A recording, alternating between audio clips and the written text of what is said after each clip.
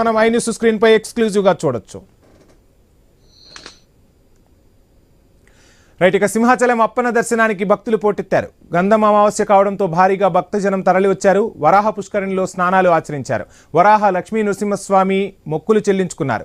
చందనోత్సవానికి 2 రోజుల ముందు గంధం అమావాస్య రోజు పండించిన పంటలను వండి అప్పన్నకు ఆరగింపు పెట్టుకుని తినడం ఆచారంగా వస్తుంది. పుష్కరిణి వద్ద ఎలాంటి అవాంఛనీయ ఘటనలు చోటు చేసుకోకుండా పోలీసులు భారీ బందోబస్తు ఏర్పాటు చేశారు.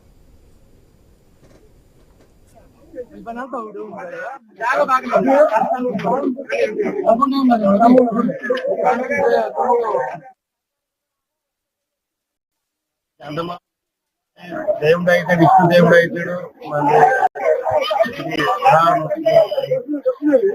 మేమే కాదు, మా పూర్వజులు కూడా చేసుకుని వస్తారు. పూర్వజులు అంటే అక్కడ నడిచి మీటర్లో మంది సందర్భం ముద్దెట్టుకుని నడిచి ఇక్కడికి వచ్చి కందమామకి మేమే కాదు, మాటలను బట్టి కొద్దిగా ఎన్ని ఒడిశాలో ఎన్ని ఉన్నాం మత్స్యకారులు వాళ్ళు కూడా వచ్చి ఇక్కడ అందరే కత్తి మధ్య అందరూ సేవ చేసుకునేది. ఇక్కడ సేవ చేసుకోవాలి. ఇక్కడ అరువురు చెల్లించి దాని తర్వాత మాది ఇక్కడ భగవంతుడికి అన్ని రకాల ఇదైతే మంది వస్తుంది. మామిడికాయ, జీడికాయ ఈ టైంలో ఏదైతే పంట ఆ పంటలో మేము ఇక్కడికి వచ్చి అదే స్వీకరిస్తాము. పూజ అయిన తర్వాత ఇందులోని జగన్నాథ్ ధామంలోని అది కోణ సంక్రాంతి ఉంది కదా, కోణ సంక్రాంతి మొన్న పోయింది.